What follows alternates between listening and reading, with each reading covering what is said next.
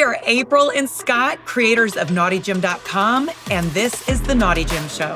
For years, we've been fitness and nutrition coaches to thousands of people through our commercial gyms and online platform.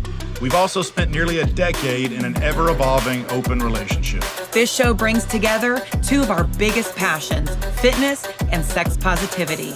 Our mission is to maximize the physical and mental health of anyone brave enough to explore relationship structures that run counter to societal norms. We have demolished our old ways of thinking about relationships, and from that rubble, built a life full of happiness, adventure, and vitality.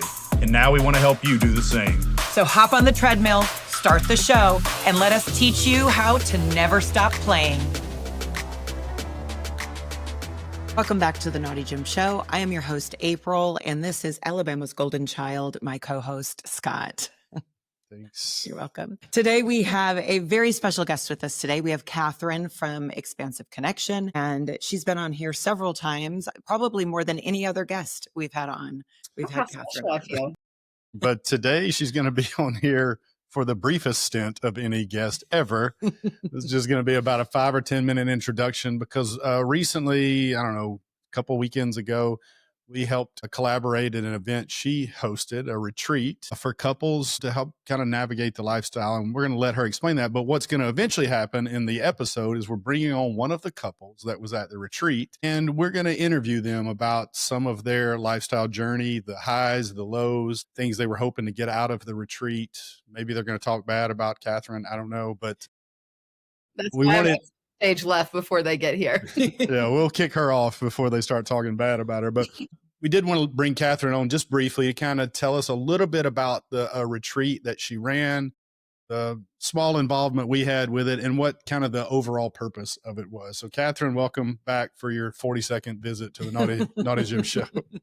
Thank you, Scott. You and I could never be in the same room for only 40 seconds if we're both talking. There's no way. That's true.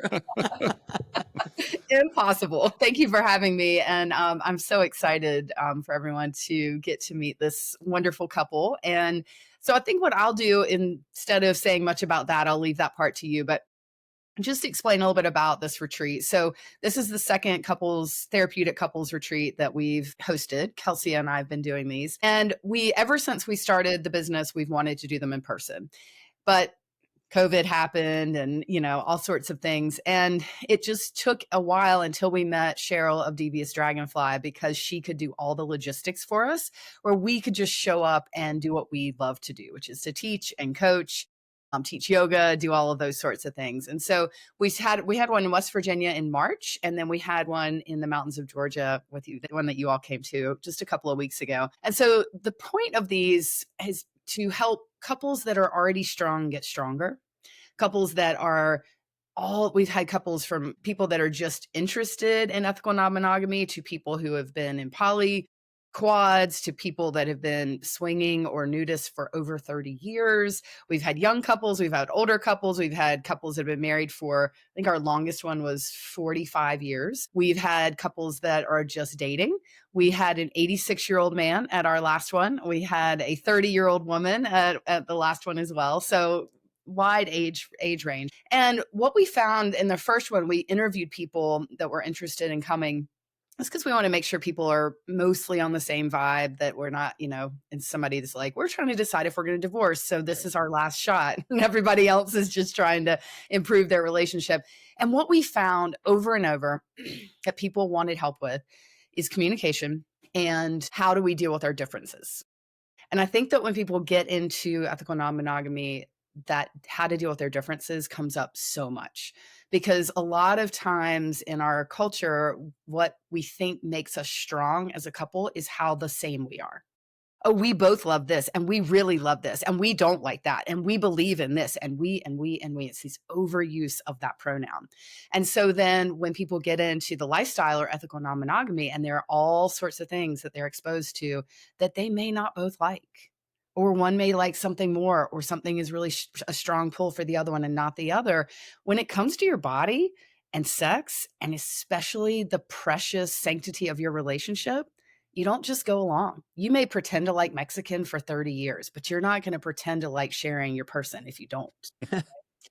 So our curriculum has been focused on navigating differences, understanding how being different is actually a benefit to the relationship, how to appreciate the differences that you and your partner have.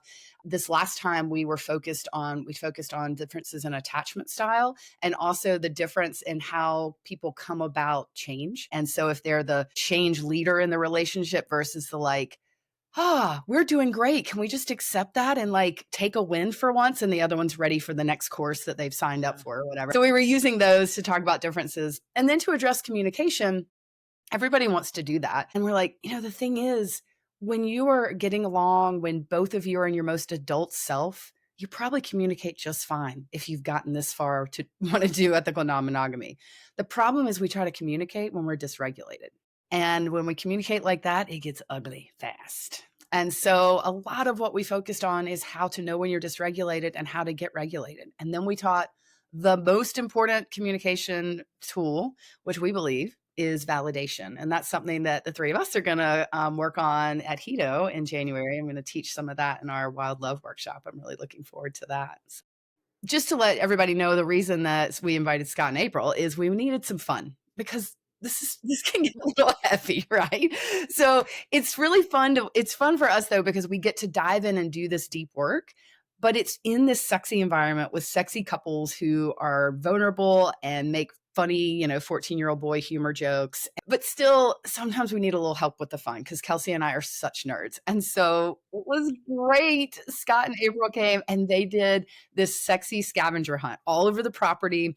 And everybody wore costumes and they ran around the property and they had gifts for us and prizes. So I'll let you guys maybe say a couple of things about that. But it added such fun to the end of the retreat. It was really great. I was super impressed. We missed the first day, but first 2 days, I guess. Yeah, the first 2 days we really did. So we were there for that full day, Saturday and to Sunday. But the validation workshop that you guys did was amazing.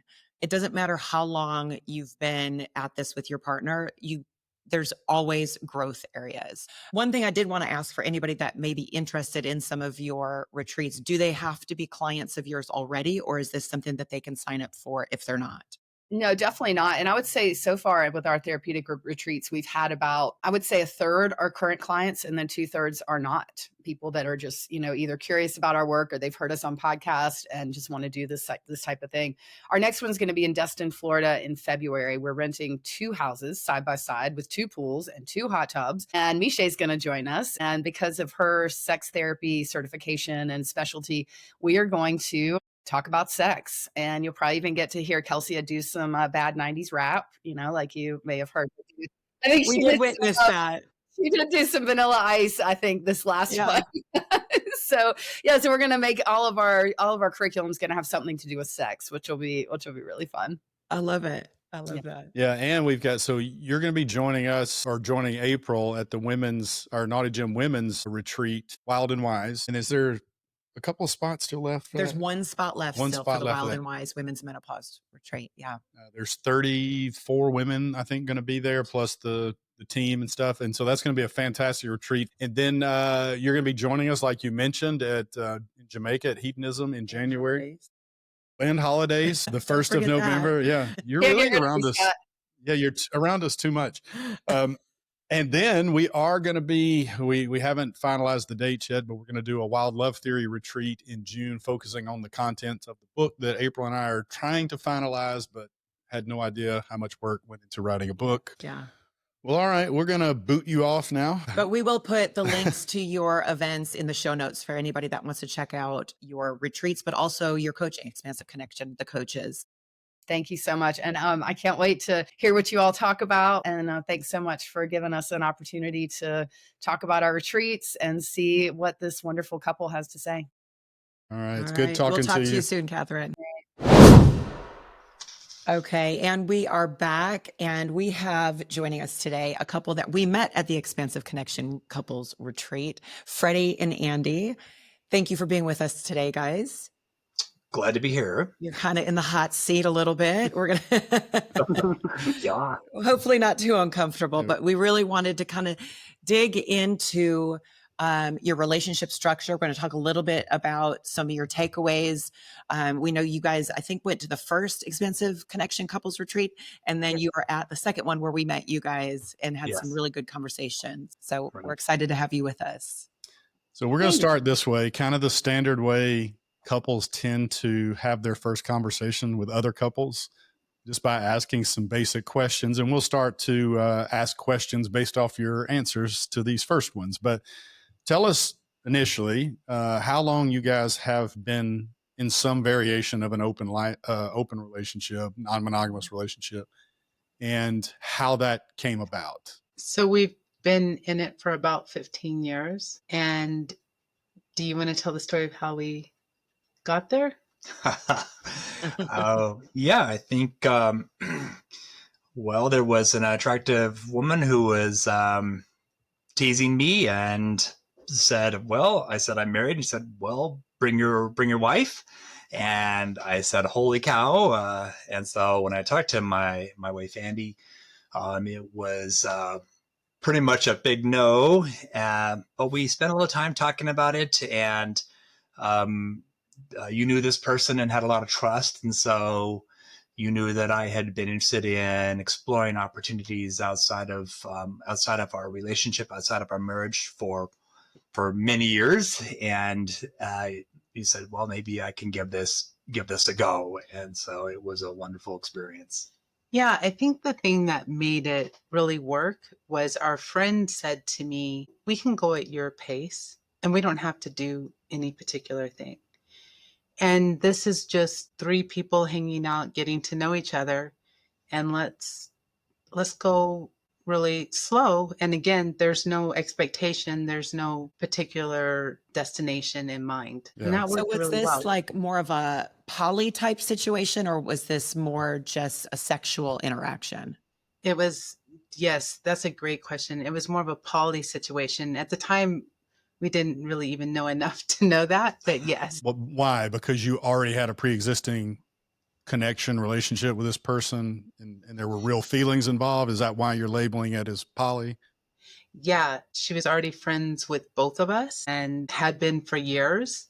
The feeling was definitely already like, oh, we love this woman. So it was just getting out of our comfort zone, or especially getting out of my comfort zone to be sexual instead of vanilla with her.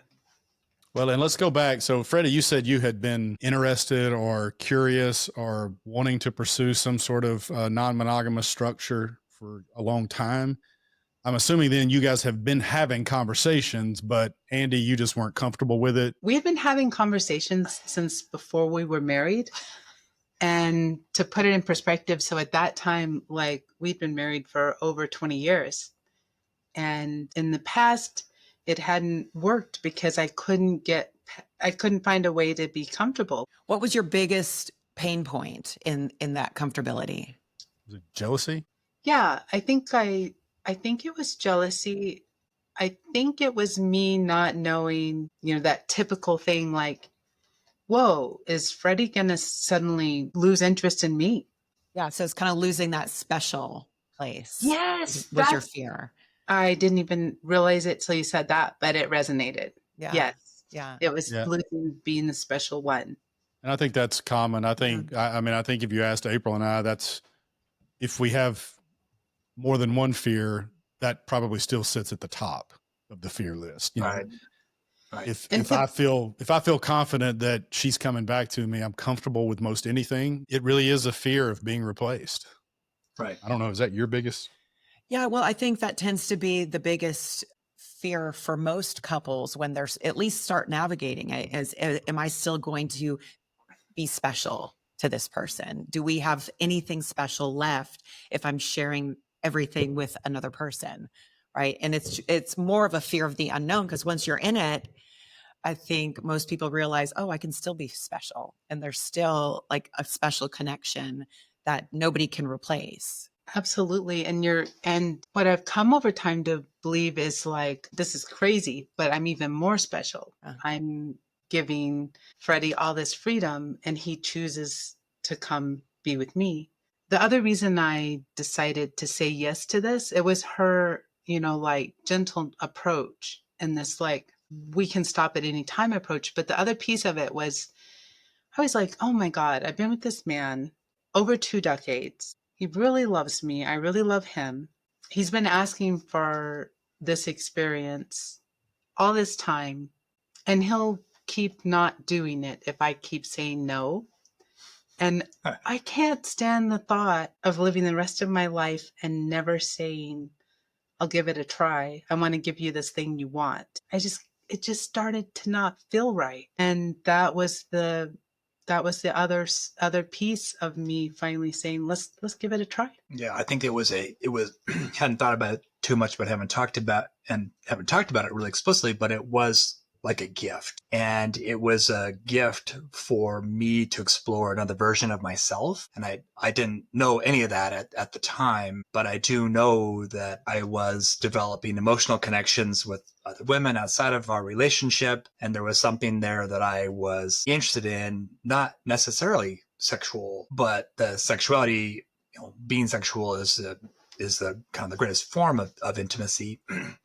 And so when Andy said, yeah, let's try this, to me, it was eye-opening and did allow me to be able to be exploring more of maybe who I really wanted to be. You said sex is kind of the deepest form of intimacy. And to an extent, I agree with that. However, I would point out that for a lot of us, I think this would include April and myself too, we've been more comfortable with the sex with other people than the more emotional intimacy. Yeah. Right. So I agree with you that, especially when you've never tried non-monogamy, the first thing your brain is going to run to is a fear of sex. Like, oh my God, my partner's going to have sex with somebody else. I can't let this happen. And then when you get into it, it turns out that may not be as difficult to navigate as the intimacy itself. The emotional connections. Some people are different with that, but that's been our journey. I don't know how you guys feel about it. Yeah, maybe I can respond to that real quick. I think for me, in the way that Andy is with everybody else in the world, there's lots of emotional intimacy that she has with others. And that was totally fine with me within the context of a monogamous relationship. And she was the one who was utterly loyal and monogamous with me as I was busy exploring other opportunities. I need to put that in there.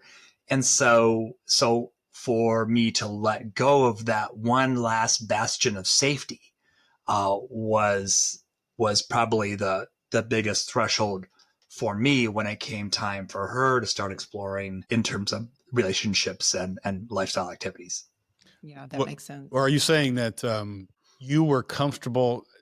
I think what he's saying is the physical component was the last thing that you felt was yours. That was where you were intimately connecting because she was already sharing emotionally and you were already sharing emotionally with other people. Yes, essentially. She was already, yes, I think more so. Andy's more outgoing, more engaging, has deep, deep relationships, deep conversations, and I'm tending the fire. Yeah. And so there's sort of there's a difference in sort of how we interact with the world. For me, it was a little harder to sort of let that bird out of the cage per se, but for that an activity like that to happen.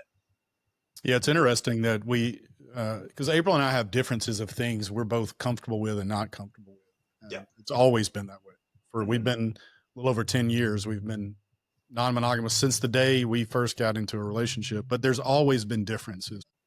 It's very easy for me to understand my viewpoint.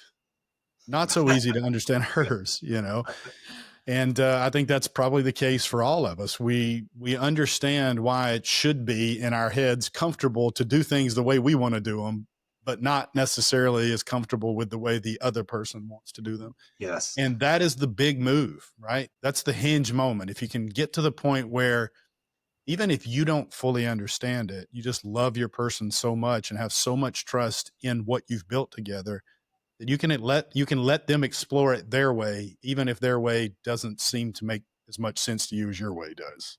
So after Yeah. taking those first steps into non-monogamy and accidentally falling into a poly relationship, which I think is how it's happened from a lot of people that we talk to. That's how it happened to us too. It was just kind of like, oh, I think we might be in something that resembles something a little bit poly. How did that change things? And are you still in a polyish relationship? Is that your preference? What does your non-monogamous relationship look like today? Awesome question. And it's really funny because that's a question we ask ourselves kind of regularly. We are still very close to this woman. We have experimented a fair amount with different kinds of relationships. And I would say we are or I'll speak for myself. I am the most comfortable in a more poly type of relationship. That's the sweet spot for me. Yeah. Is that comfortability of the poly comfortability, is it preferable that be one person you guys are in some sort of shared relationship with, or would you prefer Separate a dating? quad or separate? Yeah. I mean, separate dating. How does that look as far as, structure? Or how has it looked? Yeah.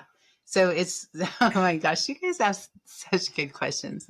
It has looked like having some separate partners. It's also looked like being in like a quad. And it's also looked like being in three and sometimes all at the same time.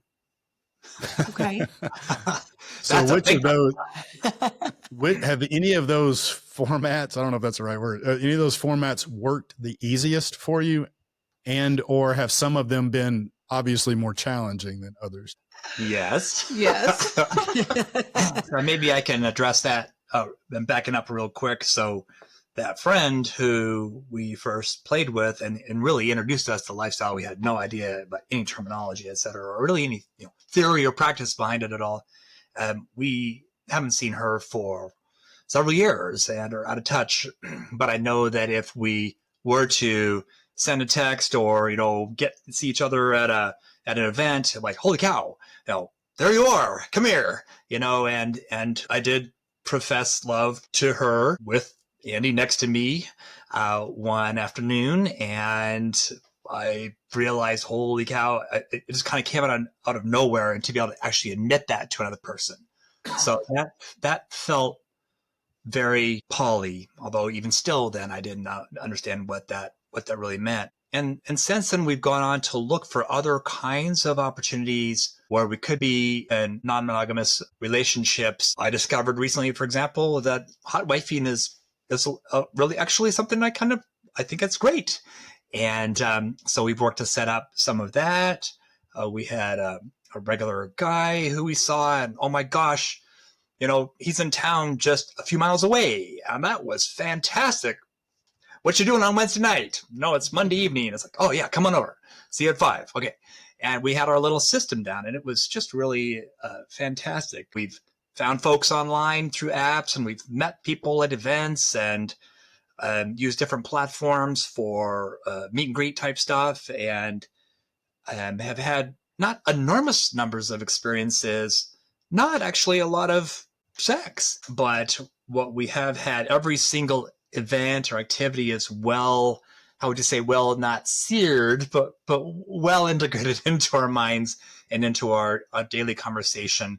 And I think really we feel very comfortable in poly relationships that do in some ways require the most work. Yeah. Freddie, this one's for you because Andy said that the sweet spot for her specifically is the more poly type relationship. Are you saying that is also your preference? Yeah. I think so. I think that with that, there comes some security and some stability, as well as a platform for branching out to other types of experiences. And so right now we're in a poly relationship with a woman. Different than a different woman. Yeah. And so it's been about 3.5 years. And that started out, that had a different form at the beginning, but I suddenly realized, wow, one day I was like, can I call you my girlfriend? And sort of went from there. And we have, it's just been a really nice, long-term, stable relationship with probably texting every day or every other day, and phone calls every week or two, and getting together when we can. So, Andy, I know that Freddy is in a relationship with this person. I'm assuming you are too, but that's not necessarily the case. Right. Well, okay. So that's always a complicated thing. I'm not in a sexual relationship with her, but I feel very much I'm in a love relationship with her. So I feel part of the relationship. So when they doing separate things? Sorry, I think I Mhm. cut you off there. Are they doing separate things without you, or is always the three of you whenever there's anything going on?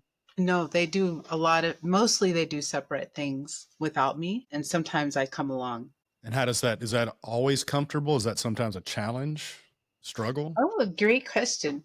So here's what I learned. The first time was a real challenge because I wasn't clear about how many check-ins I was going to need from Freddie when he went off. And I found out the hard way that assuming that he was going to want to check in with me was a mistake. So I had to learn about this thing called making requests. And that also meant I had to learn a lot about differentiation and who I am and what I really want and what I really need here, not what I wish I could want, not what I wish I could give, but really where are my needs here? Yeah. And after I learned this lesson the really hard way, I got a lot better about saying, here's what I'm going to need. I'm going to need a check-in here, here, and here in this way. And since that happened, it's been really, really good for me. I feel compersion. I feel excited about it. When it gets hard, if there's a moment that I'm like, oh, whatever, I know I can check in. I can talk to both of them on the phone at any point if I need to. So I also know some ways I can self-soothe, like some things I can do that I know will make me feel better. It was really hard the first time because I didn't do the things I needed to do for myself. And also maybe first times of things are just hard. Yeah. There's no way to know. Well, and sometimes I like that you said you had to learn to ask for what you wanted. And sometimes, like Scott and I had, and it wasn't an issue, but we realized a couple years into our relationship when I said, I need you to check in with me, like even if we're at a party together, sometimes I just need you to check in. He didn't know that I actually meant come to me physically and let's have a conversation to the side. He thought making eye contact across the room and giving a head nod was a check-in. And it wasn't until, and I'm like, but you're not checking in with me. And it was just, we had different definitions of what that word meant. And I'm like, I checked in with you 6 times. And so when he was finally like, oh, you mean you want me to come to you? And I was like, yeah, that's what I mean. He was like, this is going to be easy now. Yeah, it's one of the biggest mistakes, and we almost everyone makes it, is this sort of this mind reading expectation that we assume when a person gives us a shorthand answer, we know what they mean. And man, we have both learned that is a big mistake. You need to really granular. Yeah, you need to get it. I want it spelled out so a third grader can understand it. But it does bring up another question. You're talking about how this can sometimes be easier.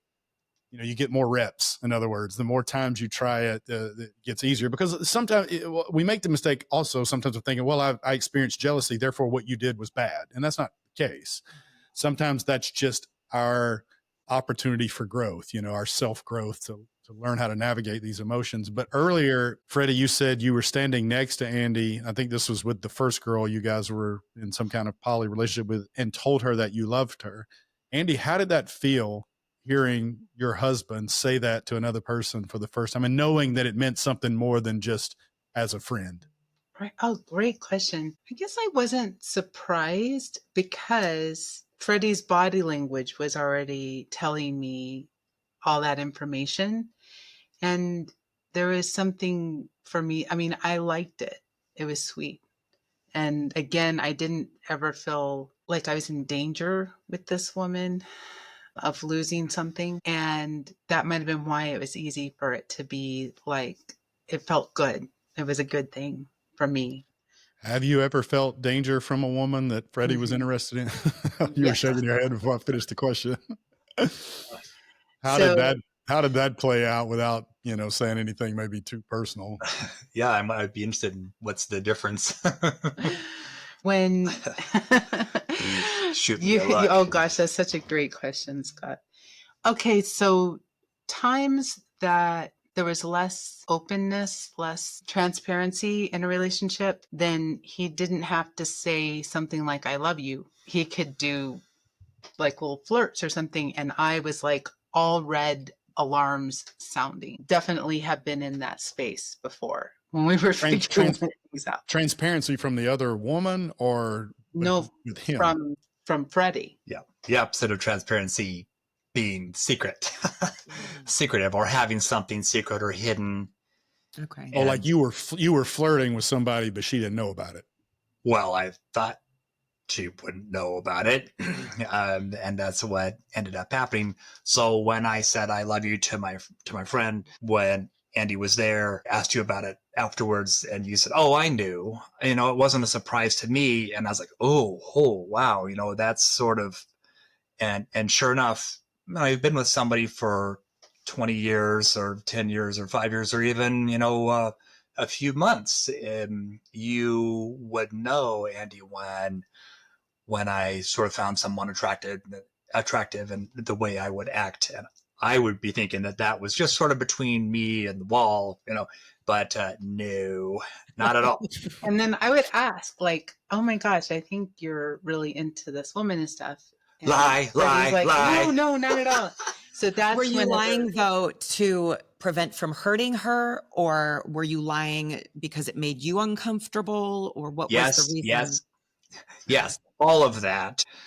I knew that there were the bands of marriage and some agreements with that, and probably that I was essentially breaking those. And I mentioned looking for other versions of myself earlier on, and that's no excuse. And actually, I'm talking about it right now, so I realize I better do more work on that to figure that out and to learn about my own history of infidelities in my relationship with Andy. And we spent a lot of time, we've done a lot of work on that, but that versioning, who am I? What do I want? How do I go about communicating that? How do I go about doing that in an ethical way? I want to be an ethical person. That is one of my values, one of my morals. And yet here I am doing something that I don't think is really actually ethical. I wouldn't describe myself as that way. And boy, does that create some cognitive dissonance. In other words, that messes my mind up as well as my lovely wife's. Well, and that's, first of all, the candor and transparency there is admirable. And I know you guys have probably spent countless hours working through those transgressions. And dollars. But you gotta give big kudos to Andy for even being willing to try to navigate a non-monogamous journey after a breach of trust like that, because it's not, trust is the foundation that makes it possible to pursue a non-monogamous lifestyle. And it's hard to get that back once you've violated it.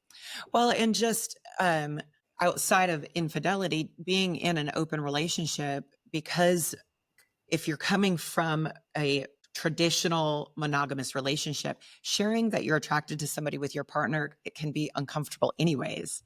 So that I know I struggled with that for a while when Scott would say, do you think he's attractive? I'd be like, no. Right. And he's like, your body's telling me you think he's attractive. Why don't you just say it? I'm like, because there's just something like, I don't want to hurt him. Is this going to hurt him? Like that protective thing would come out. And I'm like, it's just uncomfortable to say it. And so it is kind of something that you have to practice that, but also knowing that you have a partner that can lovingly receive that, or maybe not in the moment lovingly receive that, but be able to take it and not have a visceral reaction or be reactive to that. So it takes work, and you guys have been definitely doing the work. So tell me a little bit how you found, because you went to both Expansive Connection retreats. So the first one, how did that go? And we know already that the people that go to these retreats already have a solid foundation. So you guys weren't going to like save your marriage or something. You were going to work through some things. Absolutely. That's a really good way to put it. We felt like we were in a very secure place. And we're like, oh, let's keep increasing our communication skills and keep being more differentiated and just keep this cool connection going. Me, I wanted to, again, not, have that kind of more formalized experience of a workshop / retreat. And we had seen bits of that at some of the other, say, Podcastapalooza events where they would bring in external speakers. And I thought, wow, let's go to this one event here and let's learn about that. Holy cow, that was really enlightening. And now let's go to the pool, and get here. And so an opportunity to have some structure built around that and about, a little bit more formalized, but then having fun in the evenings was a very exciting opportunity for us. So Well, that's a great point about the retreats versus, because we do an event in Jamaica at Hedonism where we bring in speakers from different countries and all over the U.S. And several of them from Expansive Connections have been there talking about different topics. The struggle we have at that event is while those topics and workshops are being held, there's also a naked pool party. And, right. a lot of times if you're choosing between one of those two things, hey, I'm going to go learn something, or I'm going to go over here and flirt with a bunch of naked hot people. It's a hard thing. So these retreats allow you to separate those two because there's not a party going on that you have to make the decision, I'm going to attend this workshop instead. It's just you're doing relational work. You're building a better foundation for your future. And, there might be some fun stuff in the evenings, but there really can be a great focus on the educational relationship stuff in the daytime. Yeah. Yes. And it's a smaller group, and the way that they run them, where it's a mix of educational concepts and sitting together as a big group, learning about that, and then breaking it into co-ed groups sometimes where you have women all together, men all together, having a focused conversation in that setting. And then also having times that like we're all as couples sitting around the fire. So we have a more informal time to share and talk about some of the things we're learning or what's going on in our lives. Both retreats we've been to, we have grown a lot. We have learned a lot. We have dug deep. Maybe I could say that there are a lot of opportunities for sort of lifestyle events or places, Hedo, the Desire Resorts, all kinds of opportunities that way. But to actually have a chance to really focus in on our relationship and do relationship development, that we could learn things and then take those and apply our learning as a couple when we go to, say, Desire Pearl, then that was really the only opportunity for us to do that, other than reading and podcasts and nothing, reading and podcast, where you're actually sort of getting a chance to practice it. And then you're going to take it to the big world and use that. So it's something that might appeal to folks depending on where they are in their relationship or their needs. And I think that was what sort of drove us into thinking about, hey, let's work on this. Let's work on some of these things so we're better fit, better able to go out and navigate in the bigger playful world outside. Yeah, it's admirable that guys especially are usually a little more hesitant to do therapy and couples work and things like that because I don't know, we're stubborn, pig-headed, think we know everything. But if you're going to pursue a non-monogamous relationship, I know there's going to be exceptions, but you're going to probably need help. Culture doesn't give us the tools to navigate this because we come from a culture that shuns anybody that explores any variation of non-monogamy. That's getting better. Groups like Expansive Connections and their retreats helps with this educational process, but it's still very lacking overall. And you're going to need help. Like you mentioned, Andy, talking about how they separate the genders sometimes at some of these retreats. When you're telling your stories and your struggles to a group of women, or Freddy, you're telling your stories and struggles to a group of men, it lands differently than it does when you're telling it to a room full of other couples. Absolutely. Guys understand guys' perspectives better than women do, and women understand women's perspective better than. And this was something that April integrated into our events years ago with these connection circles, and they've been so beneficial to sit there and just listen to other guys talking to other guys and sharing their heart and stuff. It really is important. Yeah. Did you guys have any like major breakthroughs or any key takeaways from the retreats? Well, Yes. I think that's a really great that's a really good question. I want to back up just a little bit to Okay. talk about at the retreat, the guys would sit outside for breakfast together, separate from the women on the other side of the glass, sliding glass doors. And I walked, I'd walk into this, and you could not believe the candor and the vulnerability of like 10 guys sitting around the table, with bacon and eggs in front of them and talking about some issues that they were facing. And it was really phenomenal, very surprising how quickly we would go super deep.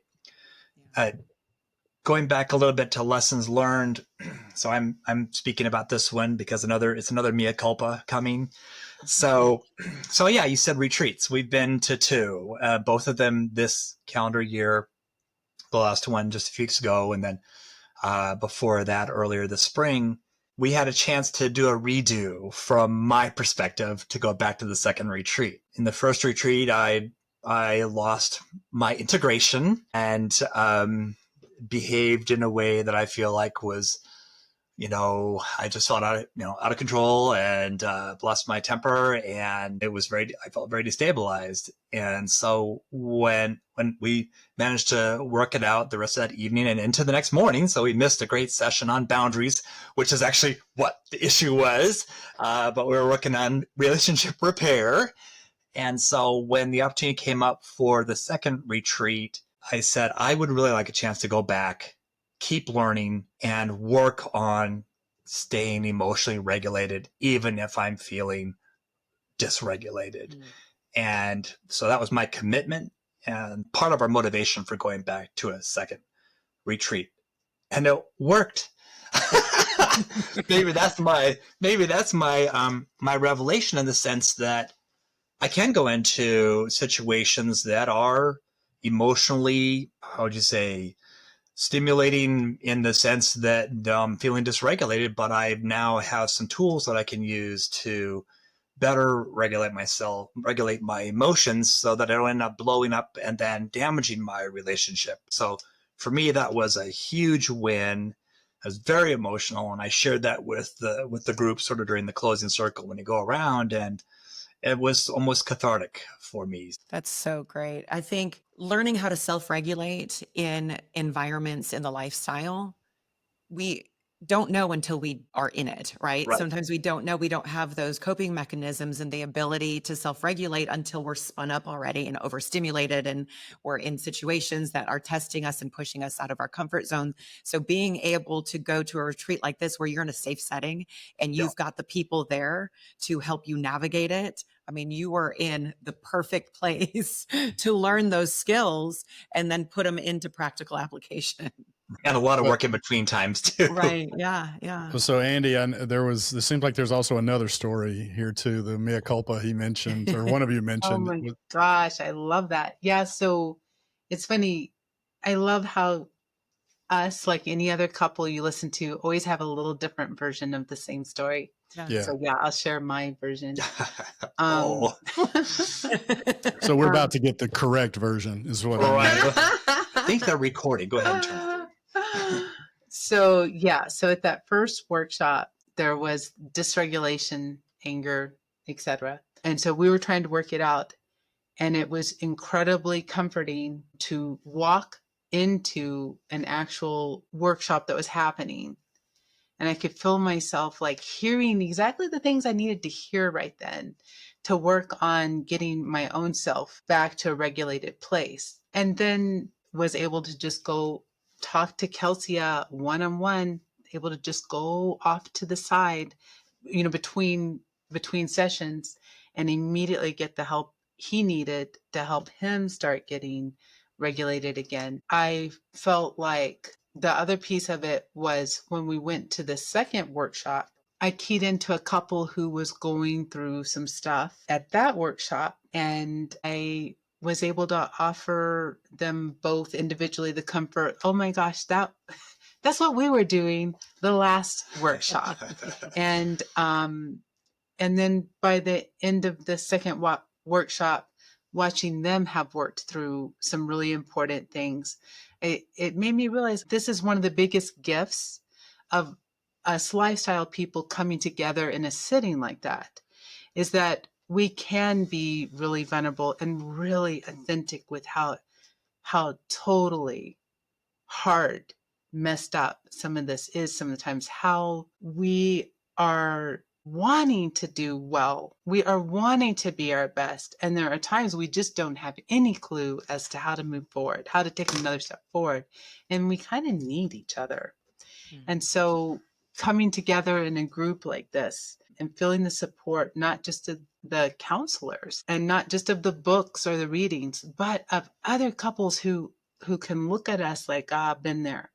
It reminded me of like when the kids are little and I've been up all night with someone who's crying, and just to get that comfort from another parent who's like, yeah, been there, done that, got you. That support that it's okay sometimes that things are crazy and messed up and off the rail. Like this too is life. And this is part of the stuff that makes it worth living. Not just so important in the moment, but I took it with me. It's important to have a good professional therapist on call when you need them, but it may be even more important to be surrounded by people who understand your journey and know all of you, not just the parts you choose to expose, because having that peer group that can understand your difficulties or that you can share your joys with is invaluable in navigating all of this. Because like we talked about earlier, there's not a lot of, you can't open up to just anybody about what you do. And so you sometimes you can feel isolated and alone, but having those friends will give you that outlet. Andy mentioned that there was sort of like real-time coaching going on in both workshops. I was one of those beneficiaries, and that was fantastic. And then I was able to continue working with my coach outside of the workshop on particular things that I, and say, here's what happened, and I'd like to try to explore this. And that's over the course of several sessions, we were able to explore that, and we have that connection. And that was really invaluable. So the workshop itself is within that longer context of the availability of coaches to continue to do the work that we choose to do. It's sometimes there's so much work. I just say, I don't want to do the work anymore. I'm tired of doing the work. I don't want to develop personally. I don't want personal development. I'm tired of that. Aren't I good enough yet? No. I'm continuing. So I'm continuing to do the work, and Expansive Connections provides a really great context for that continued work and a really important, service for our community. Yeah. Yeah. It can be, sometimes we need to take a beat from doing the work because it can be exhausting when you're constantly digging in and digging in and digging in. Right.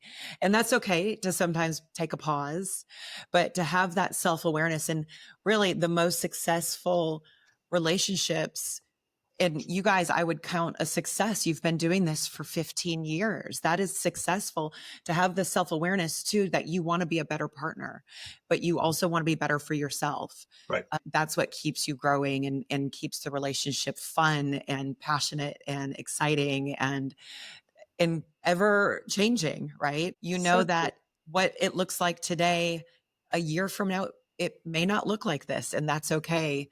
But you're going to keep doing it. And that's a beautiful thing. Well, and somebody may be listening to this that hears us talking about the struggles, that are almost inevitable in any kind of relationship, much less non-monogamy. And they may ask, why put this extra stress on a relationship of having to navigate something so difficult?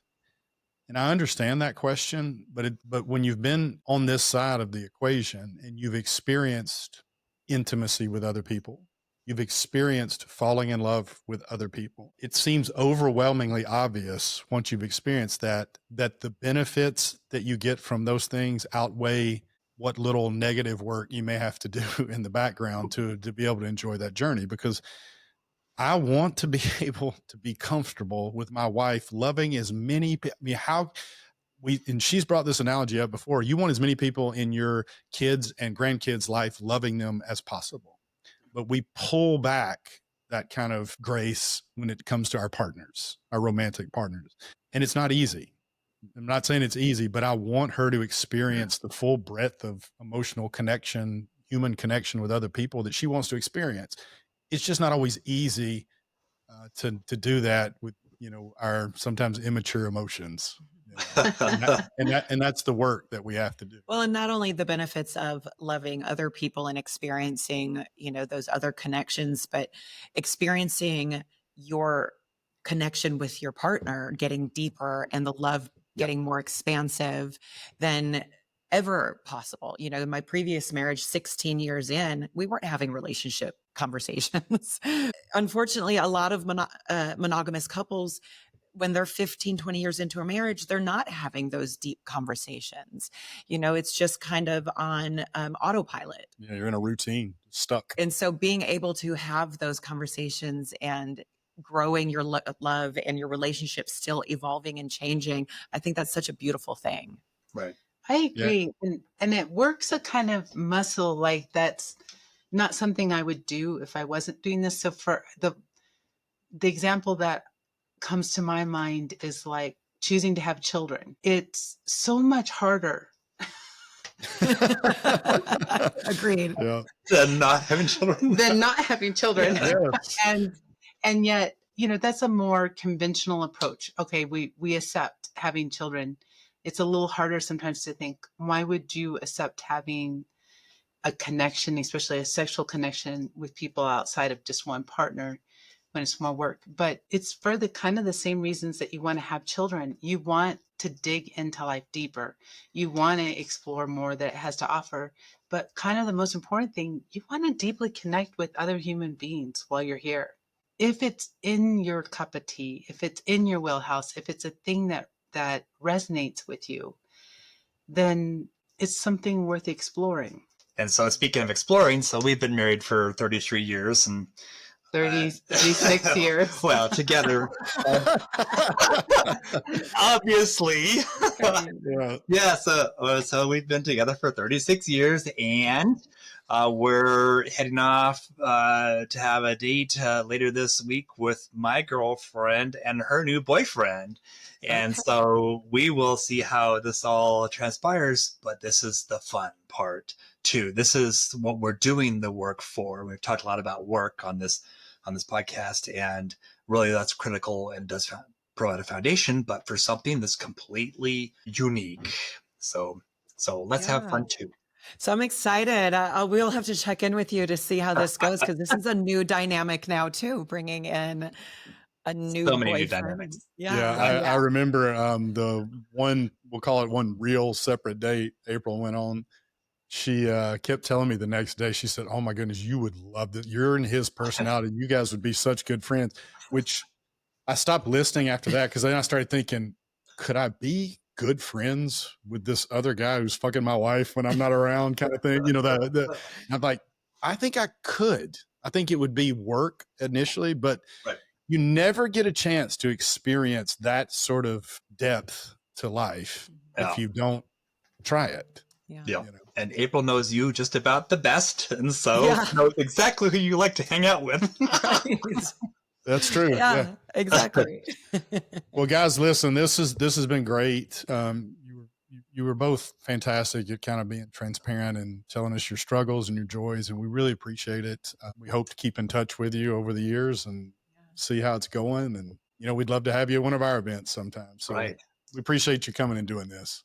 Absolutely. Thank you. Thanks so much. And for those of you listening, if you want to attend one of the Expansive Connection retreats, they have one February 25th through the 28th in Destin, Florida. They have two houses right next to each other. And so you can go to expansiveconnection.com and get all of the retreat info there. They also offer one-on-one coaching. They have, I think, 4 coaches on staff. So make sure to check those out. Or you can join us November 1st through the 6th in the Smoky Mountains. We have one room left for our holidays retreat. Catherine will be there offering some workshops as well. And then we have one spot left for our Women's Wild and Wise Menopause retreat that I am collaborating with Catherine on as well. We really love Catherine and the Expansive Connection team. She will also be at our Be Better at Being Bad retreat or Hedonism Takeover, January 3rd through the 10th of 2026. Yeah, if you've never been to Hedonism or you like going but not sure which week you'd like to go to, ours is very different than most weeks, and we really encourage you to come give it a shot, because it is fantastic education through the day, parties at night, and we really try to bring a little bit something different to the resort. So look that up. You can go to our website and go to our events tab and see everything. Next year is a crazy year for us.